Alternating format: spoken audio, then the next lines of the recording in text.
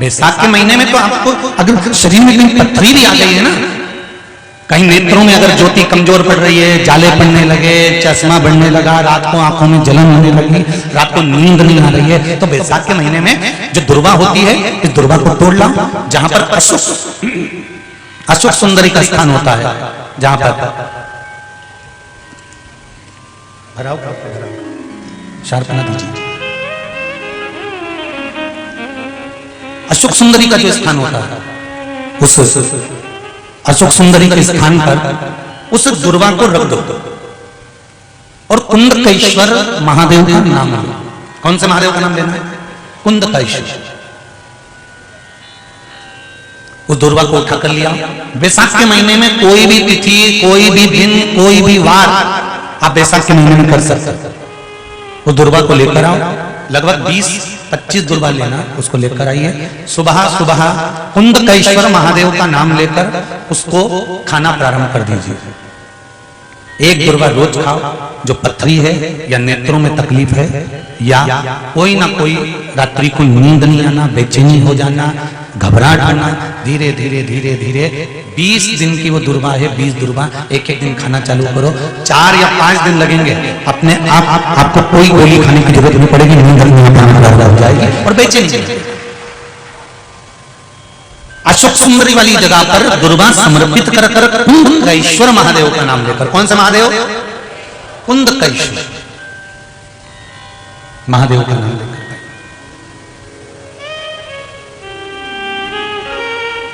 शिव आराधना का मूल है जल।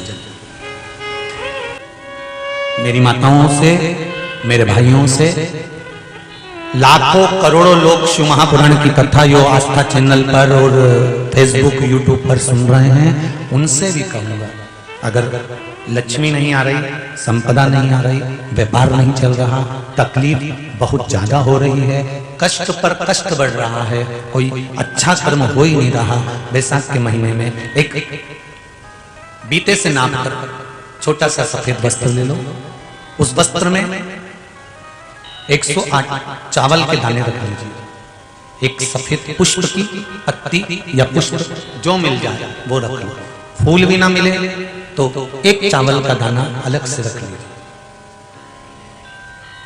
बैसाख के महीने में उसको अपने घर के जहां परिंदा होता है, मटका होता है, पानी भरने का स्थान होता है, जहां पर हम पानी पीने का भरते हैं, वहां उसको एक कटोरी में रख लीजिए। 3 दिन बैसाख के महीने में कोई सी भी तिथि, चाहे आप दूज, तीज, चतुर्थी ले लो, चाहे पंचमी, छठ, सप्तमी ले लो, चाहे अष्टमी, नवमी, दशमी ले लो, उसको रख दीजिए 3 दिन। चौथे दिन घी का दिया लेकर, वो पोटली लेकर, कुछ भेंट लेकर, जो आपकी मर्जी पड़े, दान के भाव से घी का दिया शिव जी के मंदिर में लगा दीजिए। और जो पोटली और जो भेंट है वो किसी भी ब्राह्मण जन को, गुरुजन को, किसी को भी प्रदान कर दीजिए उसको। अगर ब्राह्मण जन, गुरुजन नहीं ले तो कोई इसका मोल तत्व समझता हो, कोई सौभाग्यवती माताएं हो, कोई बहन बेटियां हो, उनको भी आप दे सकते। ये लक्ष्मी की वृद्धि करने का, संपदा, रोग, आनंद, सुख प्रदान। इस रोग के लिए तो नहीं कर सकते, पर संपदा के लिए सबसे प्रबल है संपदा। कोई अगर आपका धन खाकर चले गया है, पैसा नहीं दे रहा, बस आप शिव मंदिर में जब दिया लगाएंगे और इसको वापस शिव मंदिर से पोटली को लेकर आएंगे, चाहे तो मंदिर में कोई ब्राह्मण देवता हो, पंडित जी हो, उनको भी दे सकते हैं, या किसी को भी देंगे। उस समय पर आपका स्मरण, दीप लगाते समय, दिया लगाते समय स्मरण होना चाहिए कि मेरा पैसा इतना गया हुआ है, बाबा ये रकम डूब गई है, ये पैसा चले गया है, ये प्राप्त होना चाहिए, मेरा व्यापार बढ़ना चाहिए। शिव करे, अरे तेरा ही दिया मैंने खाया पिया तेरा शुक्रिया तेरा शुक्रिया मुझे भोले बाबा ने बहुत दे दिया तेरा शुक्रिया तेरा शुक्रिया। शिव की आराधना की ओर अग्रसर हो। एक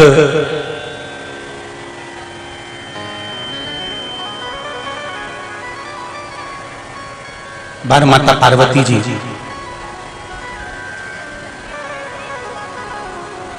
तप साधना में बैठी हुई,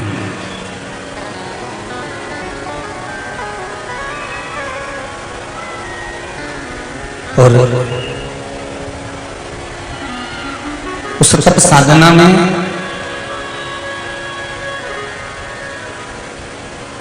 विघ्न डालने के लिए तारकासुर आया।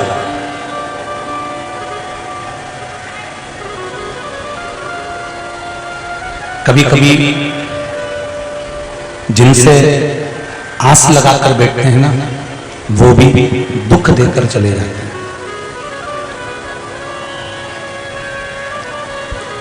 कभी कभी जिन पर विश्वास कर बैठते हैं वो भी दुख देकर चले जाते हैं। पर शिव महापुराण की कथा कहती है, बुरा कर्म करने वाला व्यक्ति कितना भी बुरा कर्म कर चले जाए, उसको उस कर्म का दंड मिलेगा जरूर। बस आप एक काम जरूर करना कि उसके रंग में रंग कर आप बुरा करना मत प्रारंभ करते। एक संत गंगा जी का स्नान कर आ रहे हैं, और एक व्यक्ति जो उनसे ईर्ष्या रखता है, जलन रखता है, उनसे ईर्ष्या का भाव रखता है, वो पेड़ पर चढ़ा हुआ है और उनके ऊपर पान थूक रहा है।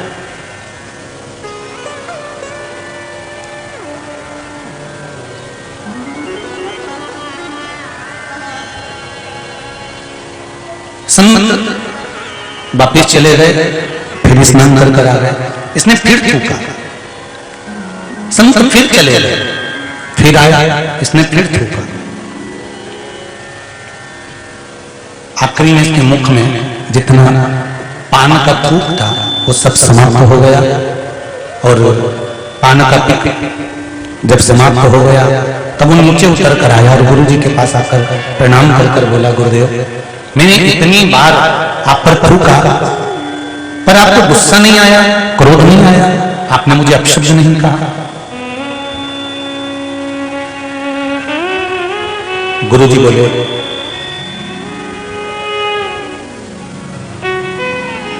भाई वो थूक रहा था, मैं गंगा नहा रहा था, ये तेरी ही कृपा है जो बैसाख के महीने में 108 बार गंगा की डुबकी लगा दी। रोज एक डुबकी लगाता था और चले जाता था। आज तेरी कृपा हुई ना, इसलिए तेरी कृपा से आज मुझे इतनी डुबकियां लगाने का फल मिला।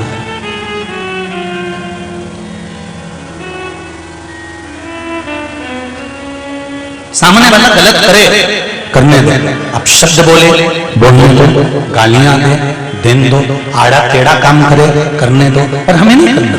ये पार्वती माता का चरित्र करा है। माता पार्वती तप साधना में लगी रही, उन्हें कोई मतलब नहीं कि तारकासुर कर क्या रहा है।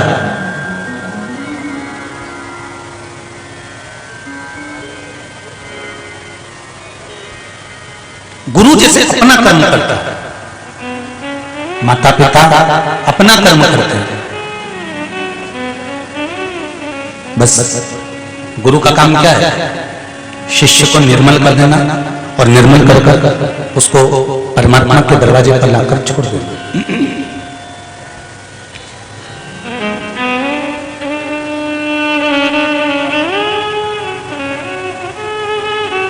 धोबी को देखा तुम लोगों ने? धोबी, उसके कपड़े से कोई लड़ाई है क्या? धोबी की कपड़े से कोई उसकी परेशानी है क्या? कपड़े से कोई उसका विवाद है क्या? अरे बोलो तो जम के। नहीं है। जब उसके कपड़े से लड़ाई नहीं है, विवाद नहीं है, परेशानी नहीं है, फिर वो कपड़े को क्यों रगड़ता है? कपड़े को ले जाएगा गर्म पानी में, उसको उकालेगा, डालेगा, फिर घाट पे ले जाके जो कूद पत्थर पे, और बच जाएगा तो मोगरी से तोड़, मोगरी से बच जाएगा तो ब्रश से रगड़ने के बाद में फिर पानी में मच्छी, फिर पक्षी, फिर पक्षी, फिर धूप में डाल दिया 2-3 घंटे के लिए, कड़क की धूप उसमें पटक दिया, फिर वापिस लाया, प्रेस गरम करी और गरम प्रेस के ऊपर धर के और उसका सारा सल मिटा दिया और सल मिटा के घड़ी करके फिर उसको ले जाके सेठ जी के यहाँ वापस दे दिया। अब धोबी की कपड़े से कोई लड़ाई है क्या? अरे बोलो तो जम के नहीं है।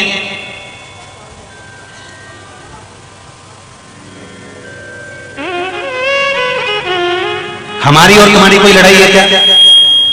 अरे बोलो तो जम के नहीं हो तो बता दो दीजिए। हमने तुम्हारा कोई बिगाड़ा हो? समिति वालों, जजमान, और बिगाड़ा भी हो तो तुम्हारा क्या बिगाड़ लो? हमारी तुम्हारी कोई लड़ाई है क्या?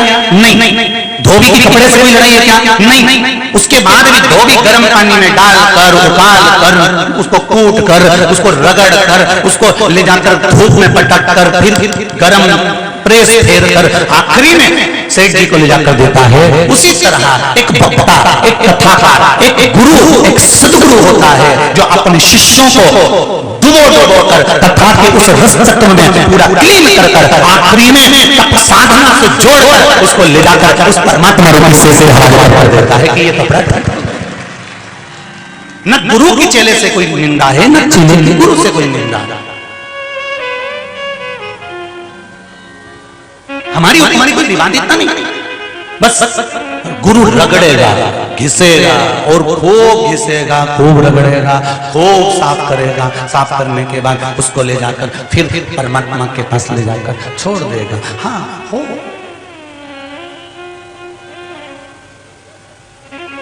धोबी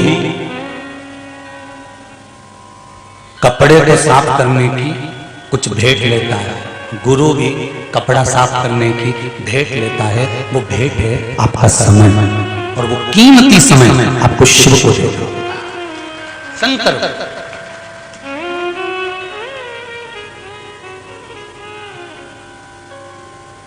कीमती समय है। आज सवेरे एक माता जी करेंगे, गुरु जी कथा करते हैं तो कितनी दक्षिणा लेते हैं? हमने कहा यही तो जजमान है तुम्हारे सामने, इनसे पूछ लेना।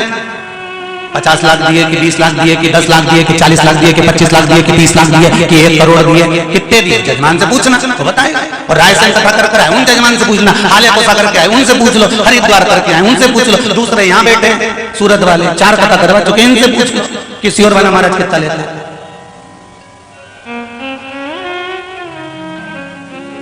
बेलपत्र जो चढ़ी है इससे बड़ी कोई कीमत सियोर वाले महाराज के लिए नहीं है। कोई कहते 50 लाख में, 25 लाख में, 20 लाख में, 40 लाख में, 30 लाख, यही जजमान है। पूछ लेना एकांत में कि 10 लाख की, 8 लाख की, 7 लाख बता दे किसी और वाला महाराज लेके गए। केवल एक बेलपत्र और शिव भक्ति तुम्हारी। हाँ इतना जरूर कहूंगा कि जो आते हैं उनके बैठने की व्यवस्था और माइक कथा की व्यवस्था ये जरूरी है, गाने की व्यवस्था जरूरी है, जिससे कोई को तकलीफ ही ना, ये जरूर करो। भजन करो, कीर्तन करो, स्मरण करो।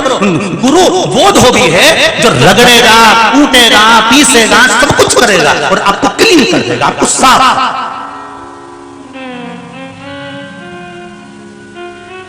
और एकदम निर्मल कर आपको ले जाकर परमात्मा के सामने छोड़ देगा, भगवान के सम्मुख में ले जाकर वो छोड़ेगा।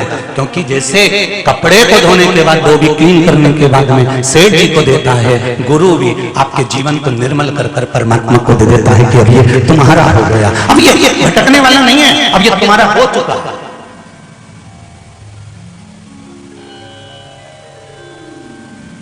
और इसमें जो निर्मलता का भाव है, अब ये दूसरी बार फिर कहीं गड़बड़ हो जाएगा, फिर धोना पड़ेगा, फिर गड़बड़ हो जाएगा, फिर धोना पड़ेगा। तो ये लोग कहें कि कथा एक बार सुन ली तो बार बार सुनने की जरूरत नहीं है। बोलो सही है कि गलत है? कई लोग तुम्हें अकल देंगे, बार बार क्यों सुनते रहते हो? दिन भर टीवी खोल के बैठे रहते हो, मोबाइल पे दिन भर कथा सुनते रहते हो। अरे जरा विचार तो करो, जितने लोग यहाँ कथा सुन रहे हैं पंडाल में, उससे ज्यादा रतलाम की दुकान में टीवियों पर कथा चल रही है महाराज। एक एक घर के अंदर, एक एक घर के अंदर सब सब जगह पर कथा ही कथा करने में। तो कोई कहे एक बार सुन ली, दूसरी बार सुन ली, तीसरी बार सुन ली, बार बार कथा क्यों सुनते? तो जैसे एक कपड़ा एक बार पहनने के बाद उनमें सल आए कि नहीं आए? अरे बोलो तो जी जी आए ना। तो उसको कितना भी तुम घड़ी बना के, हमने तो कई बार कोशिश करी कि ये धोती बार बार प्रेस के लिए नहीं भेजे, ऐसी हमने घड़ी बना के उतारने के बाद घड़ी बना के गद्दा के नीचे धर दी। पर मालूम क्या था कि वो धोती जहां से टेढ़ी हुई गई थी ना, वहां पर वो 2-4 साल पड़ी थी, तो गद्दा के नीचे धर दी।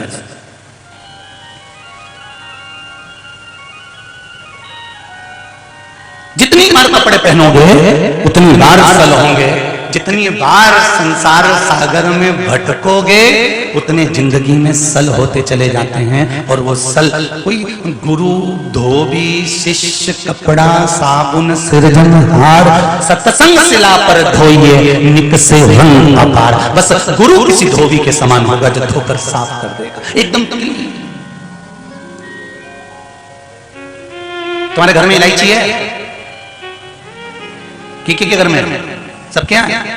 आज जाके इलायची को उठा के सूंघना, ठीक है? सूंघने के बाद वापिस रखना और वो ओकली में डाल लेना, बस खलबत्ता में। और वो के बाद उसे दोचना या बेलन चकोटी को पीसना, फिर सूंघना।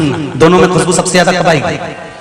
अरे बोलो जब के जब वो उठ जाएगी, पिस जाएगी, उसकी खुशबू बढ़ती चली जाएगी। बस इंसान भी ऐसा ही है। संसार की ओखली में उसका जन्म हुआ है, परिवार के मूसल से वो फूटा जा रहा है। समाज के लोग, परिवार के लोग, कुटुंब के लोग उसको फूटते हैं। और दुनिया के लोग कहते हैं बड़े दुखी हो गए, दुखी हो गए। दुखी नहीं हुए, इलायची को जितना पीसा जाता है वो उतनी खुशबू होती है। संसार में आने के बाद जितना दुख झेलोगे उतनी जीवन की प्रसन्नता होगी। आपकी खुशबू आप खुद बढ़ा सकते हो। आपकी खुशबू कब बढ़ेगी? जब आप दुख झेलना चालू कर दोगे।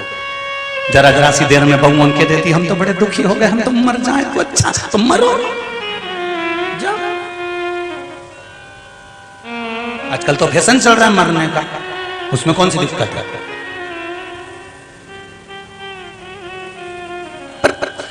ये कुआं में डूब के मर जाना, तालाब में डूब के मर जाना, रेल के नीचे मर जाना, कहीं से कूद के मर जाना, ने कुछ खा के मर जाना, ये तो ओल्ड फैशन है। न्यू फैशन लाओ मरने का। ये फैशन तो ओल्ड है, फांसी लगा लेना। ये तो जब तुम साड़ी नई तरह की नई डिजाइन की पहनो तो मरो भी तो नई डिजाइन में। क्या ये सल्फास खा लूं, फांसी लगा लूं, ट्रेन के नीचे आई जाऊं, पानी में डूब के मर जाऊं, मैं ये कर लूं, मैं आग लगा लूं, मैं ये कर लूं। अरे तुम उस घर की बेटियां हो, तुम्हें आग लगाने की जरूरत नहीं है। बोल दो क्या? अरे जी तुम्हें क्या आग लगाना? फैशन चेंज कर। अगर मरना ही है ना तो घर वालों से कह देना मैं ऐसे तो मरूंगी नहीं। अब मैंने चेंज कर दिया। जिस दिन से सियोर वाला महाराज बोला ना कथा में कि कपड़े नई डिजाइन के, रोज रोज सब्जी नई डिजाइन की, रोज रोज चोटी नई डिजाइन की, रोज रोज नाखून पालिश नई डिजाइन की, हर हफ्ता में चेंज करूं तो मौत भी चेंज करूंगी। मैं ये कितना भी हार जाऊं संसार से, पर ऐसे ये डूब मूब के या कुछ खा के या ट्रेन के नीचे या इसके नीचे या उसके नीचे मरूंगी नहीं। अगर मरूंगी तो आप सोच के बैठे शंकर जी का इतना पूजन करूंगी, इतना पूजन करूंगी, इतना पूजन करूंगी, फिर मर जाऊं। अब जो विचार कर शंकर जी के पूजन में इतनी लग जाएगी और इतना शंकर से प्रेम करने लग जाएगी तो शंकर जी थाने मरने देता है? जिसको जो प्रेम करता है उसका मोबाइल खो जाता है तो जो प्रेम करने वाला होता है ना वो कहता तू घबराए काहे को, नया दिला दूं थाने, तू काहे को चिंता कर। मैं तो कल कथा में गई थी ना, हमारा मोबाइल खो गया। तो काहे को चिंता करे, कल तेरे पास नया पहुंच जाएगा। कौन लाएगा? तू चिंता क्यों करे, मैं तो बचा दूंगा थारे। तू कथा में निकलेगी ना जब थारा हाथ में हैंडसेट पकड़ेगी। बस शंकर जी भी ऐसा है। एक बार मेरे भोलेनाथ से दिल लगा लो, एक बार मेरे शंकर से दिल लगा लिया और ऐसा दिल लगाओ, ऐसा दिल लगाओ, ऐसा दिल लगाओ जैसे नहीं बोलूं, जैसे पत्नी पति से, छोरी छोरा से, उस तरह का बेटी बाप से जैसे स्नेह करती है और बेटा माँ से स्नेह करता है, ऐसा दिल मेरे शंकर से लगा लो, तुम्हारा खर्चा शंकर उठाएगा पक्का। जो दिल लगा लेते ना उसका खर्चा उसको उठाना ही नहीं पड़ता। चल अंगूठी चल, हैंडसेट चल, मोबाइल का बिल चल, अब बीट लूं 2 मिनट में। अब तुमने उससे दिल लगाया तो वो खर्चा उठाए, तो एक बार उससे दिल लगा कर तो देखो कि तुम्हारे पूरे परिवार का खर्चा वो उठाएगा। कौन? देव अधिदेव महा, उससे दिल लगा कर देखो एक बार। और जब दिल लगा लिया तो फिर क्या सोचना,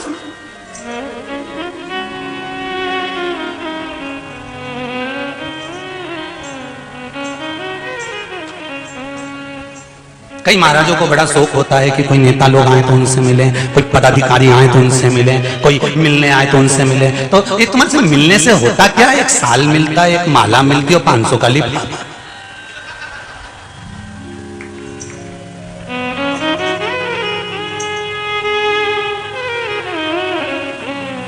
सही है? तुमसे मिलने से मिलेगा क्या?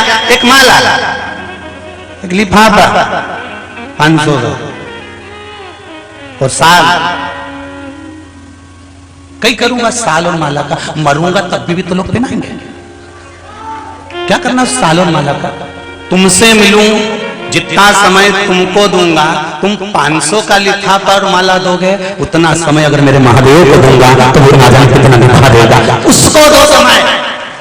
मेरे शंकर को समय देना चालू करो, ओघरदानी को समय देना चालू करो। मैं ये नहीं कहता कि तुम मंदिर में जाकर बैठ जा, मैं ये नहीं कहता कि 24 घंटे मंदिर के अंदर बैठे रहो, मैं ये नहीं कहता कि दिन भर कथा में बैठे रहो, और इतना जरूर कहूंगा, आधी में पुण्य आध। सनातन धर्म की बात को याद रखना। एक सनातनी अगर 15 मिनट के लिए भी भगवान के मंदिर में जाता है तो भगवान से नेम मिलाकर भगवान का हो जाता है। बस वो चाहिए। आप हो जाओ शिव के, शंकर तुम्हारा हो जाओ, तुम शंकर के हो जाओ। बहुत कूटेंगे, पीसेंगे, तब खुशबू आएगी इलायची। संसार के लोग जब आप शब्द कहेंगे, ताने देंगे, गाली देंगे, आड़ा टेढ़ा बोलेंगे, तब तुम्हारी खुशबू बढ़ेगी। ऐसे ही बढ़ जाएगी। बहू को जब आप शब्द कहे जाते हैं ना, तब बहू निखरती है। और बहू को चाहिए कि मौन रहे, बोलना नहीं। सास आड़ा टेढ़ा बोलेगी, खूब आड़ा टेढ़ा बोलेगी, ये सास नहीं होती। रसोईया अच्छी वाली होती है, इलायची को पीसने का प्रयास करती है कि इसकी खुशबू बढ़े, और सास उसको पीसती है। इसमें उखल और ये मूसल का कोई काम नहीं। वो बोलेगी ना, बोलने दो। आड़ा टेढ़ा बोलने वाला बोले, ताना देने वाला दे, और बोलने वाला बोलता रहे। आग लगे बस्ती में, अपन रहो मस्ती में, और अब तो अपनी नई चीज लेके आओ।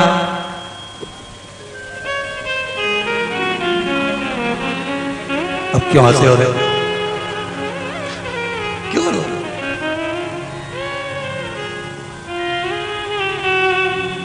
क्या किसको रोइए, रतलाम का सेव खाइए।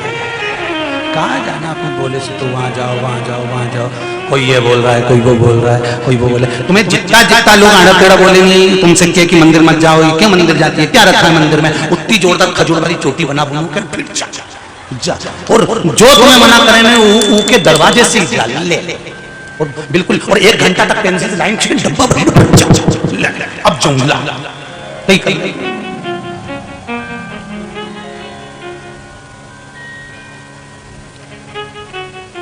अरे भाई,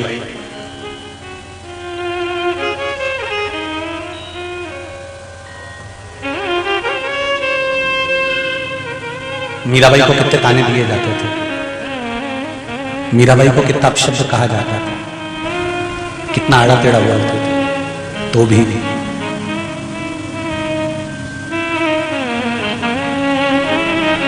उसकी चित्त, उसकी वृत्ति मन सांवरिया में लगा रहता था। फिर वही बात आ गई, प्रेम करोगे तो जहर भी अमृत कर देगा, इतना बल मेरे शिव में है। जहर भी,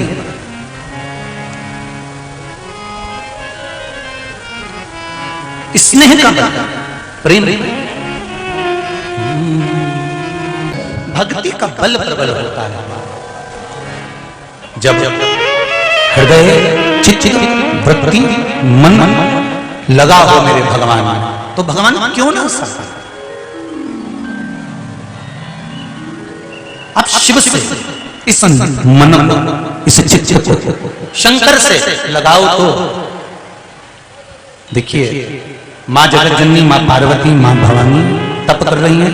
तारकासुर आया, उस तारकासुर ने देखा कि एक काम करता हूं कि ये जो बच्चा होगा, कार्तिकेय जी का जो जन्म होगा, सदानंद जो पैदा होंगे, जन्म लेंगे, इसको मार दूंगा।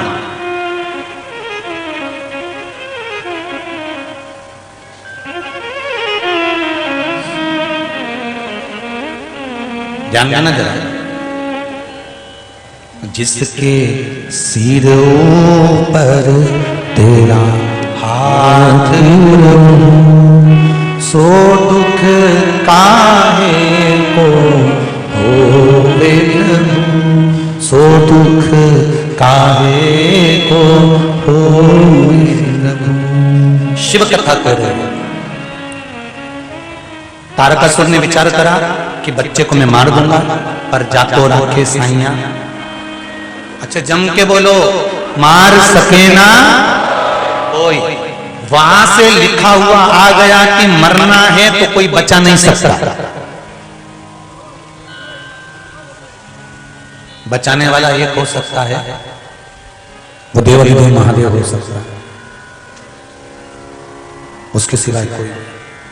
अकाल मृत्यु वो मरे जो काम करे चंडाल का, काल उसका क्या बिगाड़े जो भक्त हो। चोंगे जैसा है शिव। एक बचा सकता है। एक पत्र आया, देखिए। एक अन्वी नाम की बालिका है,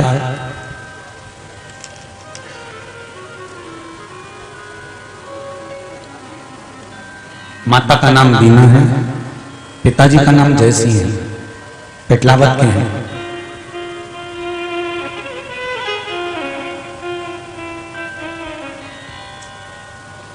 इसके सिर में 6 साल की ये बच्ची है, पानी भरा गया था। डॉक्टर ने कह दिया था कि ये बच्ची का बचना मुश्किल है, इसके ब्रेन में पानी भरा चुका है। या तो ये माइंड से बेकार हो जाएगी या शरीर इसका बस केवल पलंग पर पड़ा रहेगा। शायद इसका फोटो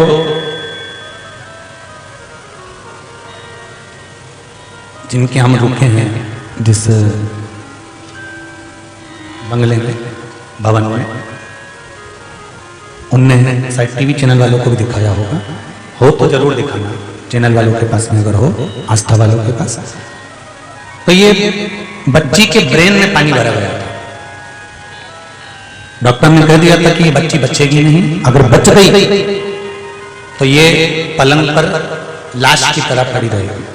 पर इसकी मां ने पशुपति व्रत करना प्रारंभ करा,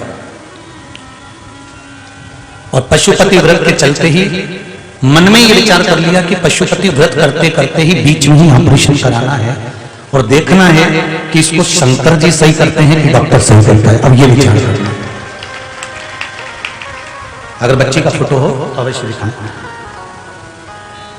और जो डॉक्टर ने ऑपरेशन करना प्रारंभ करा, ब्रेन के पानी को उदर के माध्यम से नली डालकर निकालना प्रारंभ करा। शिव की कृपा क्या होती है कि इंदौर के डॉक्टर भी आश्चर्य में पड़े हुए हैं कि ये बच्ची को तो कोमा में चले जाना था, बॉडी पड़ी रहनी थी, पर ये बच्ची वापस ठीक होकर अपने घर आ गई है। ये शिव की कृपा, ये शंकर की दया।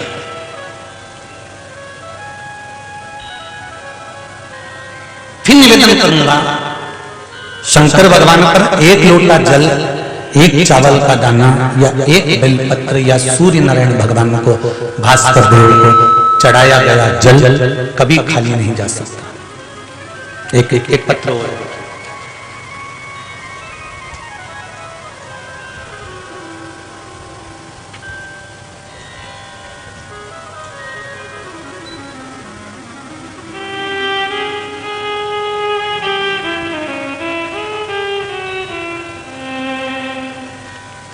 मेरा नाम गायत्री परमार है, मैं गांव मेहतपुर रोड से हूँ। गुरुजी श्री शिवाय नमस्तुभ्यम। मैंने टीवी पर कथा सुनी तो सफेद आंकड़े का प्रयोग बताया था, वो मैंने करा। गर्भवती हूँ, मेरा 5वां महीना चल रहा है। मेरे 3रे महीने में सोनोग्राफी में जब करवाई थी तो उसमें बच्चादानी के अंदर बच्चे के पास में गठन बता दी थी।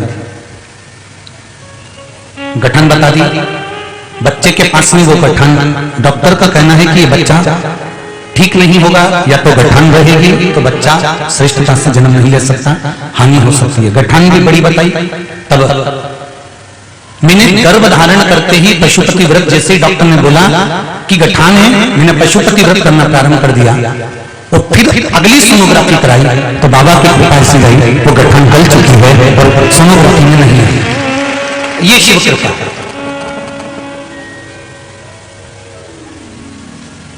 एक पत्र और है बड़ा सुंदर, देखो। मेरी शादी को 24 साल हो गए थे। गुरुदेव, मुकेश संध्या स्वर्णकार बेसु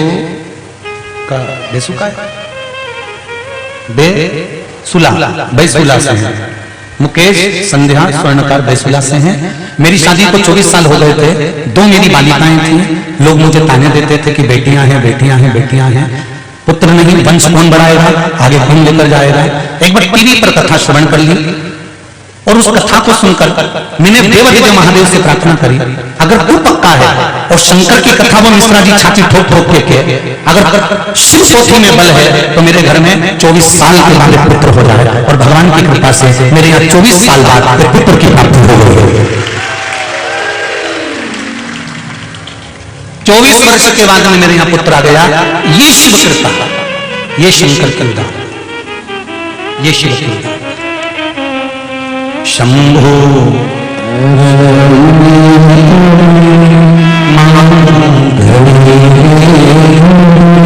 दुख का दया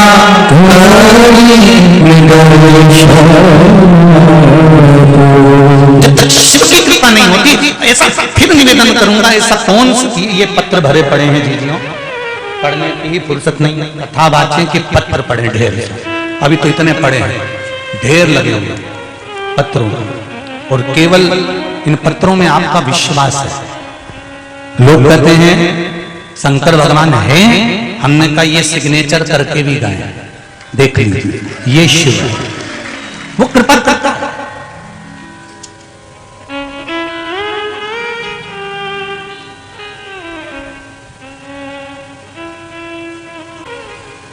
महाराज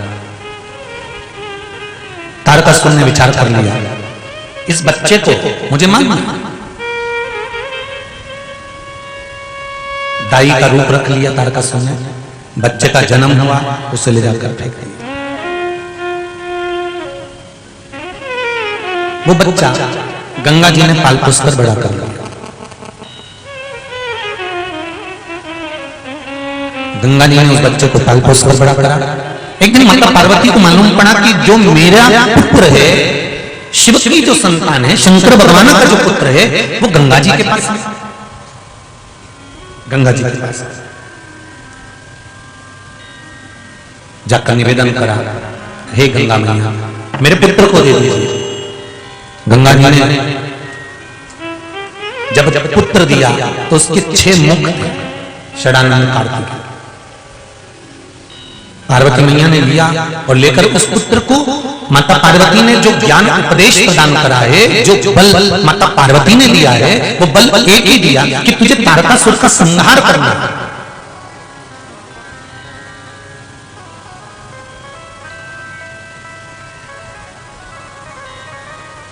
राम और परशुराम,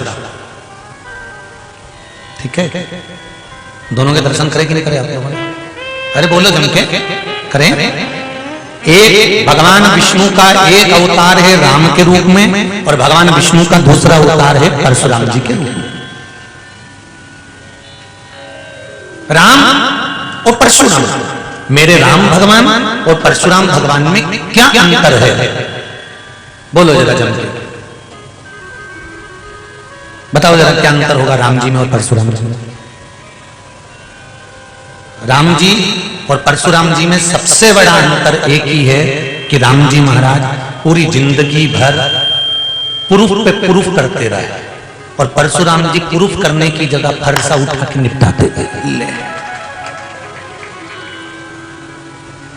त्रेता में राम जी की जरूरत थी प्रूफ करने की, कलयुग में राम जी जैसे प्रूफ करने की जरूरत नहीं है, केवल फरसा उठाना है और आगे बढ़ते जाना है, अपने आप प्रूफ हो जाएगा। राम और परशुराम जी में एक अंतर सबसे बड़ा है, राम जी महाराज ने सीता जी को लेकर आए, फिर प्रूफ करा, अग्नि परीक्षा हुई, प्रूफ करा, हर जगह पर मेरे राघव जी को, मेरे राम जी महाराज को, मेरे भगवान राम को प्रूफ करना पड़ा। और कली काल में हमें राम जैसे प्रूफ करने की जरूरत ना पड़े।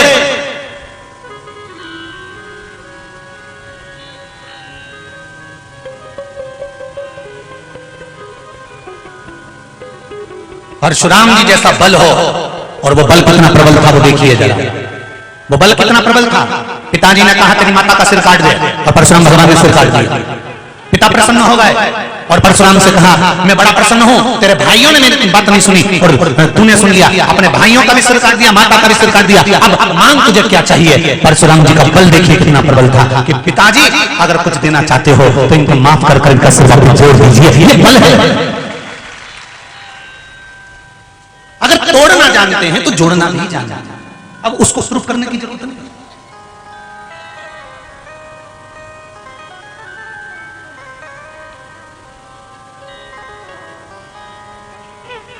यहां केवल एक भक्ति का बल प्रबल कर दो।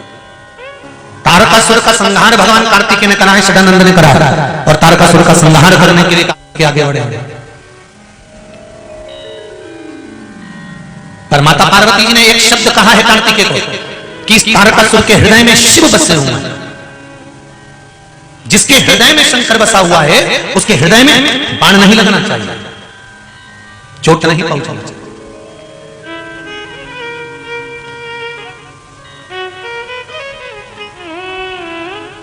तारकासुर का संहार हुआ पर हृदय में शंकर बसे थे, इसलिए षडानंद कार्तिकेय जी ने कोई बाण हृदय में नहीं मारा।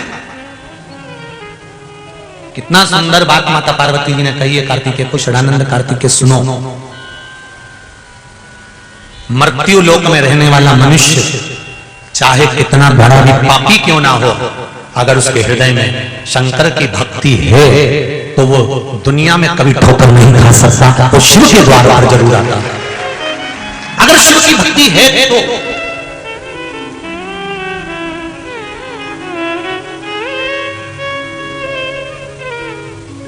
शंकर की भक्ति कभी खाली नहीं जाती।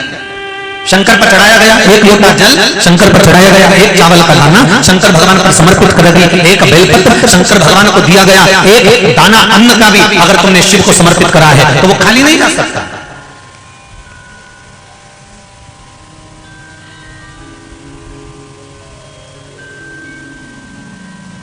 शंकर का मंत्र जाप जो आपने करा है, चाहे पंचाक्षर मंत्र नमः शिवाय बोलो, चाहे षडाक्षर मंत्र ओम नमः शिवाय बोलो, चाहे श्री शिवाय नमस्तुभ्यं बोलो जरा जन के श्री शिवाय नमस्तुभ्यं, श्री शिवाय नमस्तुभ्यं, श्री शिवाय नमस्तुभ्यं। करो मंत्र का जाप। एक बार भी अगर मंत्र का स्मरण किया वो खाली नहीं जा सकता। जिससे एक माता का सरल स्वभाव होता है अपने पुत्रों के प्रति, एकदम सरल स्वभाव।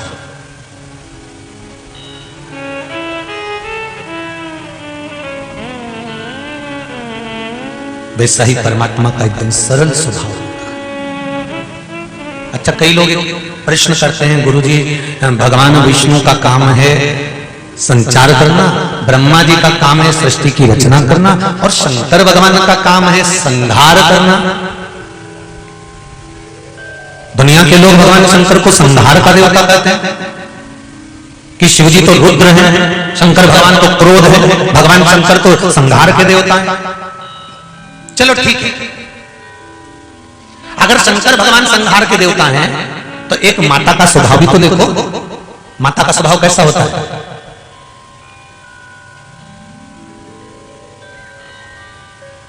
500 रुपए बेटा मांगता है, मां कितने देती है? 100 रुपए। कितने देती है? 100। बेटा एक रोटी मांगता है, मां कितनी देती है? जम के बोलो जरा, 2।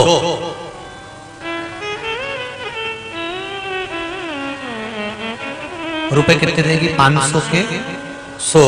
रोटी कितनी देगी? 1 की 2। और पास में बुलाती है और बुलाकर कहती है बिल्कुल नहीं मारूंगी, पास तो है, और जैसे ही हाथ लग जाता है कूट देती है। ऐसी मां होती है। क्या कहती है? नहीं मारूंगी। आ रहा है नहीं मारूंगी बोल दिया ना जब मैंने, छोरा ए भानु प्रताप, नहीं मारूंगी बोल दिया ना मैंने, नहीं मारूंगी तू आएगा। और जो पकड़ा और जो कूटा, क्योंकि मां होती है और कूटने के बाद मां रो भी ले, ऐसी मां। ये मां को साधारण, मां साधारण है क्या? मां वो कहे माई के दूधवन जैसन कहो मिठाई ना मिली, माई के दूधवन जैसन कहो मिठाई ना मिली, सब कुछ मिल जाता है दुनिया में माई ना मिली, सब कुछ मिल जाता है दुनिया में। खुद गीले में सोती है तुझे सूखे सुलाती, खुद गीले में सोती है तुझे सुलाती, खुद भूखी रह जाती है तुझे निवला खिलाती, खुद भूखी रह जाती है तुझे निवला खिलाती। माई के आशीष जैसन कहो आशीष ना मिले, सब कुछ मिल जाता है दुनिया में माई ना मिले, सब कुछ मिल जाता है दुनिया में माई। एक बेटे से पूछा जाए कि उसका माँ का जीवन क्या है, एक बेटे से पूछा जाए माता का जीवन क्या है। और ध्यान देना महाराज, दो गाय लेकर अकबर के राज्य में एक ब्राह्मण देवता पहुंच गया और अकबर अपने आप को बहुत बड़ा विद्वान समझता था। अकबर अपने आप को बहुत बड़ा विद्वान, अपने आप को बड़ा विद्वान समझता था कि मेरे बराबर कोई होशियार नहीं होगा, मेरे बराबर कोई विद्वान नहीं होगा, मेरे बराबर कोई विद्वत्ता नहीं धारण करता होगा। ये सोच होती है व्यक्ति की, मैं इतना विद्वान हूं।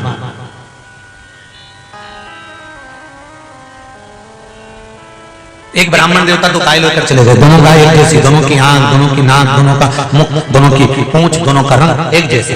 और उसने जाकर अकबर से कह दिया, महाराज ये मेरे पास दो गाय हैं, इसमें एक गाय माँ है, एक गाय बेटी है, आप बताओ कौन सी माँ है कौन सी बेटी है, जल्दी बताओ। अकबर ने देखा, घूमा फिरा कि दोनों तो एक जैसी लग रही है, कौन सी माँ कौन सी बेटी किसको मालूम। अकबर से नहीं हुआ कोई काम, बीरबल को बुलाया। बीरबल ये दो माँ हैं, दो गाय हैं, इसमें कौन सी माता है और कौन सी बेटी है, जरा देखो, जरा बताओ। बीरबल ने कहा मैं कुछ करता हूं। और बीरबल अंदर गया और दो तगाड़ी में गुड़ लेकर आया और दो तगाड़ी गुड़ बीरबल ने दोनों गायों के सामने रख दिए। गाय खाने लगी। गाय जैसे गुड़ खाने लगी तो एक गाय जल्दी जल्दी गुड़ खा गई और गुड़ खाने के बाद उसने तगाड़ी को पूरा चाट लिया। फिर तगाड़ी को छोड़कर वो दूसरी तगाड़ी में मुंह मारने लगी। जब दूसरी तगाड़ी में मुंह मारने लगी तो दूसरी गाय थी, उसने धक्का दिया पर ये नहीं हटी। फिर इसने धक्का दिया, ये फिर नहीं हटी। तो जो गाय पहले से खा रही थी वो हट गई और जो गाय वहां खाकर आई थी वो खाना चालू कर दी। इतने में बीरबल ने कहा, महाराज ये जो पास में खड़ी है ना, अपनी तगाड़ी छोड़कर ये माँ है और जो खा रही है ये बेटी है। क्योंकि केवल एक माँ ऐसी होती है जो गाली देने के बाद भी अपने बच्चों को दुआ ही देती है, तो माँ होती है, उसके बराबर कोई नहीं। खुद की लेने सोती है तुझे सूखे सुलाती, माई के आशीष जैसन को आशीष ना मिले, सब कुछ मिल जाता है दुनिया में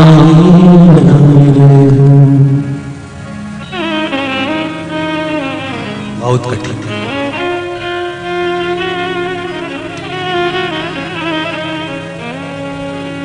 जब चली जाती है ना तब याद आती है।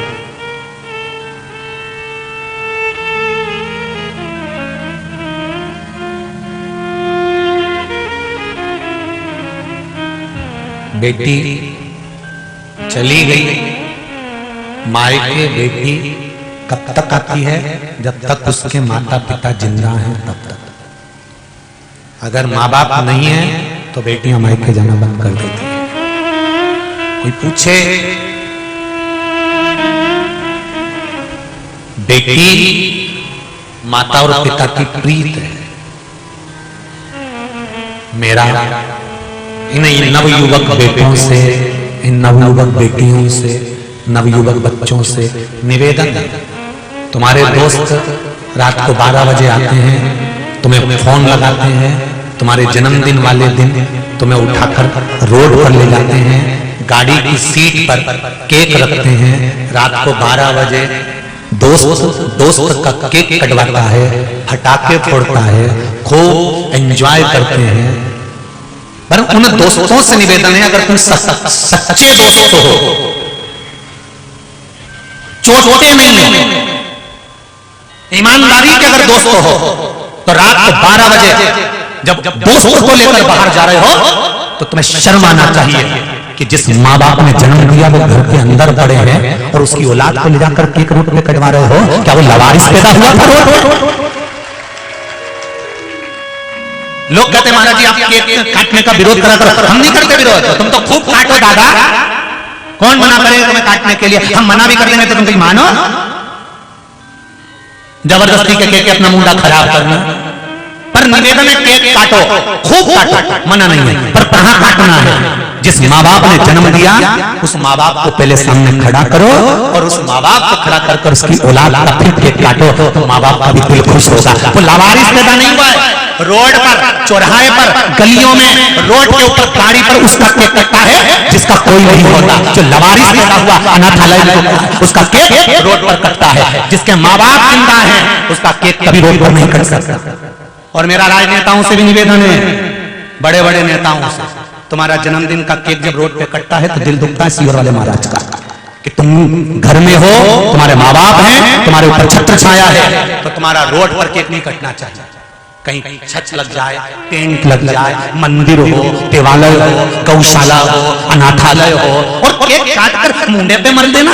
अरे उस 200 रुपए का 500 रुपए के केक को उठाकर मुंडे पे मर देना या चेहरे पर लगा देना, पटक देना, जमीन पर पड़ा रहता है। उस केक को काटने के बाद संभाल कर रख लो, सवेरे जब जाओ कहीं गरीब दिख जाए, उसके छोरा छोरी एक रोटी के लिए तरसते हैं, उनको काट कर दे दीजिए, उसमें सुख का अनुभव।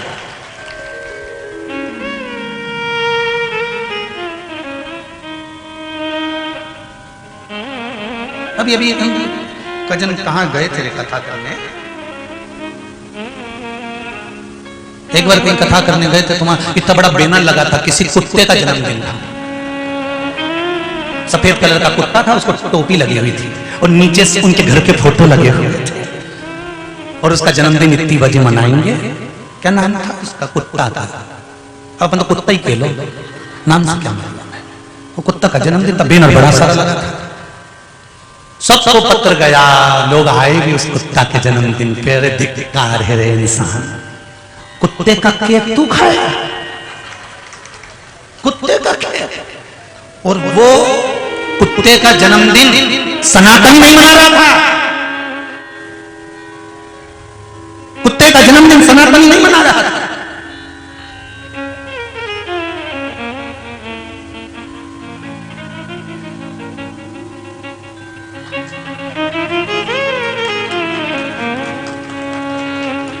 कुत्ता सनातनी नहीं पालता, सनातनी जन्मदिन नहीं मना रहा था, दूसरा मना रहा था।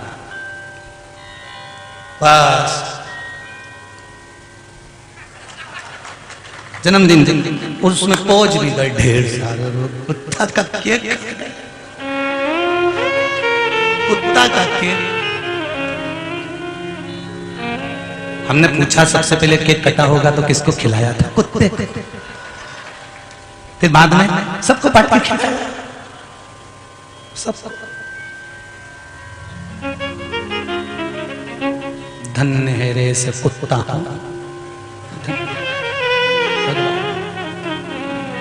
निवेदन करूंगा, मनुष्य का जीवन मिला है, खुश होकर जियो।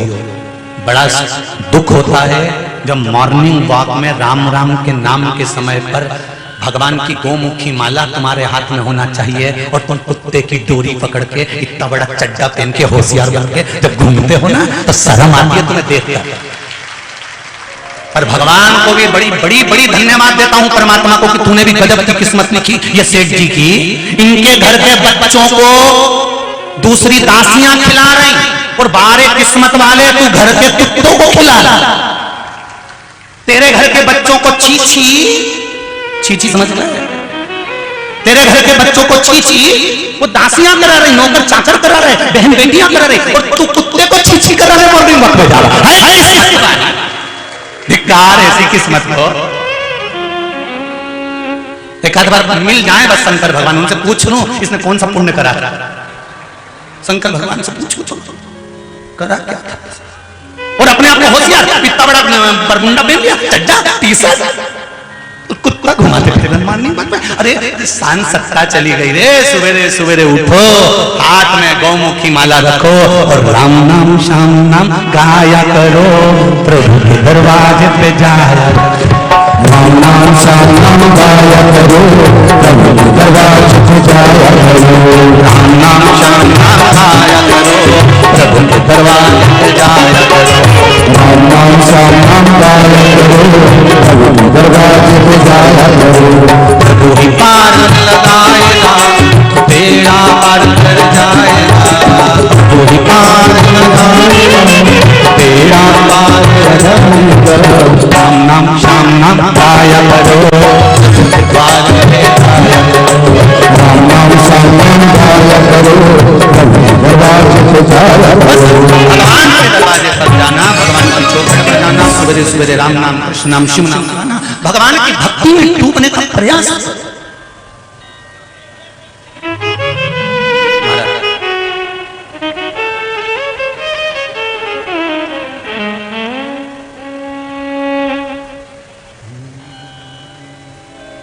भाई अंतिम समय में तुम्हारा भजन तुम्हारा साथ देगा, ये कुत्ता नहीं। भजन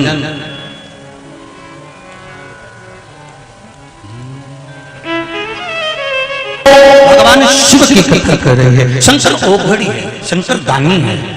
महाराज जब विपदा की घड़ी आती है, हॉस्पिटल में सब छोड़कर चले जाते हैं, वेंटिलेटर पर कोई पड़ा होता है, आईसीयू में पड़ा होता है, डॉक्टर अपना काम करते हैं, तब केवल एक ही होता है, वो मेरा देव अधिदेव महादेव। हर हर महादेव, शिव तुम्हारे साथ,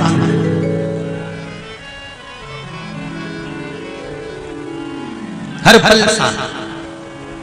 तारकासुर ने, भगवान कार्तिकेय जी ने तारकासुर को मार दिया, तारकासुर के प्राण छूट गए।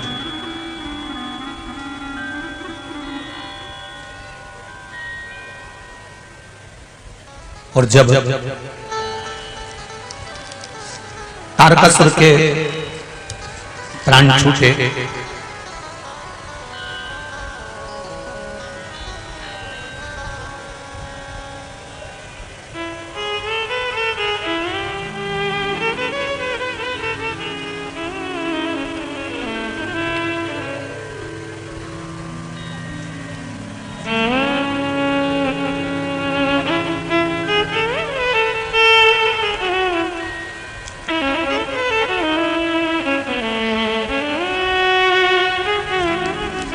कोई सोनी जी हैं, सोनिया अमृतसर पंजाब से। आज जो पत्र आए ना, सबसे ज्यादा कोरियर के पत्र हैं, मतलब हरियाणा, पंजाब, महाराष्ट्र। ये तुम लोगों को एड्रेस कहां से मिल जाता है? जो तुम इतने सारे पत्र भेजो, बहुत सारे पत्र हैं, पूरे बाहर के आए हुए पत्र हैं। ये भी पत्र आया पंजाब से, कोई सोनिया है अमृतसर से, टीवी पर कथा सुनते हैं। शिव की ऐसी कृपा है, उन्होंने पत्र में लिखा है। हमने कुछ बताने के लिए पत्र नहीं लिखा, हम तो इतना सा लिख रहे हैं कि शंकर जी कब हमारे अमृतसर में आएंगे। शिव जी तो अमृतसर में ही है बहन। बस एक लोटा जल चढ़ाते रहो, एक ना एक दिन कुबेरेश्वर महादेव भी अमृतसर पहुंच ही जाएगा पक्का। जब राम आ गया तो फिर अमृतसर जाने में क्या दिक्कत है?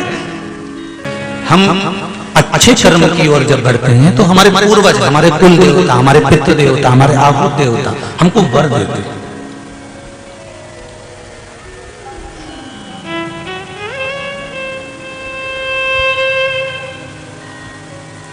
अपने अपने कुल देवी देवता का स्मरण प्रत्येक मनुष्य को करना चाहिए।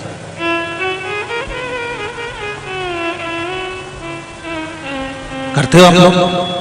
अपने अपने कुल देवी देवता को याद करते हो कि नहीं करते हो? करते हो। और शिव पुराण कहती है कि मान लो, स्कंद पुराण कहती है, शिव पुराण कहती है कि अगर कुल देवी देवता का नाम तुम्हें नहीं मालूम, स्थान नहीं मालूम, या तुम उनको नहीं जानते कि वो कहाँ हैं, हमारा कुल देव कौन है, हमारी कुल देवी कौन है, तो घबराना नहीं है। फिर शंकर और पार्वती को अपना कुल देवी देवता मान लेना चाहिए। शिव और पार्वती जब कुछ भी नहीं था,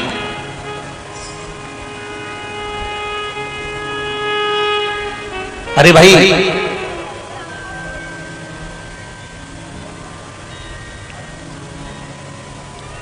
त्रेता आया तब मेरे राम जी आए। बोलो सही है कि गलत है? अरे बोलते तो जाओ।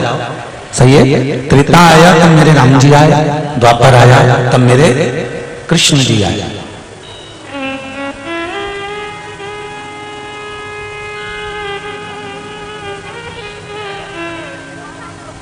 पर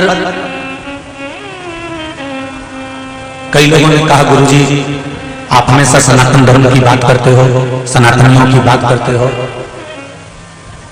सनातन धर्म राम जी से चालू नहीं हुआ है, सनातन धर्म भगवान कृष्ण से चालू नहीं हुआ है।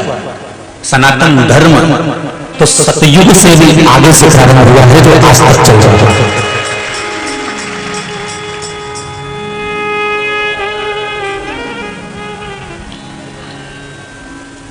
ना जाने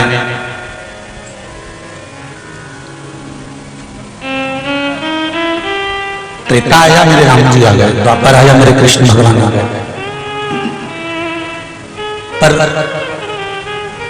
मेरा शंभु, मेरा शंकर, मेरे शिव, मेरे ओघरदानी, ये आपने राम जी का रामायण पढ़ी होगी या रामचरितमानस का दर्शन करा होगा कि लंका पर मेरे राम जी चढ़ाई कर रहे हैं तो शंकर भगवान की पूजन कर रहे हैं।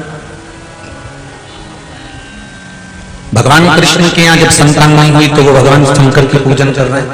मतलब त्रेता से भी पहले मेरा शिव है। अब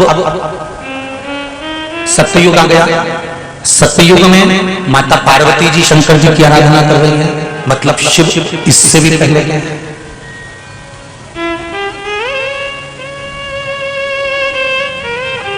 ये सभी देवी देवताओं की मूर्ति तो बाद में बन गई।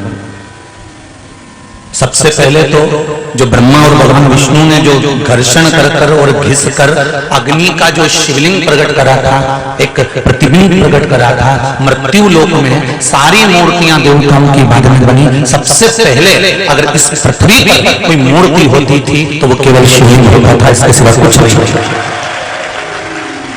कुछ भी नहीं। आज भी भारत की भूमि को जहां से तुम खोदोगे, पृथ्वी को जहां जहां से खोदना चाहो खोदना चालू कर दो, उसके नीचे शिवलिंग जरूर मिलेगा, ये निश्चित है, क्योंकि कुछ था ही नहीं शंकर के सिवा।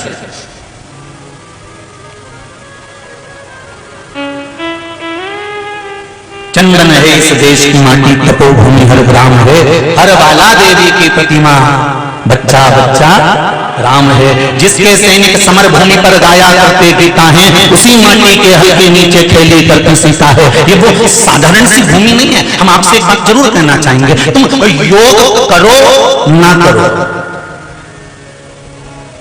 योग जानते हो ना? अरे बोलो तो समझ, जानते हो ना? तुम योग करो चाहे मत करो, पर एक बात इस व्यासपीठ से कहना चाहूंगा कि सनातनियों का सहयोग जरूर, योग से मतलब नहीं, सहयोग से मतलब। तुमने गले में रुद्राक्ष की माला पहनी और तुम्हें टोकने वाले मिल गए, तुमने हाथ में रुद्राक्ष पहना और तुम्हें टोकने वाले मिल गए, तुमने त्रिपुंड लगाया और तुम्हें टोकने वाले मिल गए। मैं तो ये नवयुवक भाइयों से कहना चाहूंगा कि अगर तुम्हारा लकी समय नहीं चल रहा हो और तुम्हें गुड लकी बनना है तो मस्तक पर सोमवार की सोमवार त्रिपुंड चंदन का लगाना प्रारंभ कर दो, तो एकदम लकी बन जाओ, यह पक्का।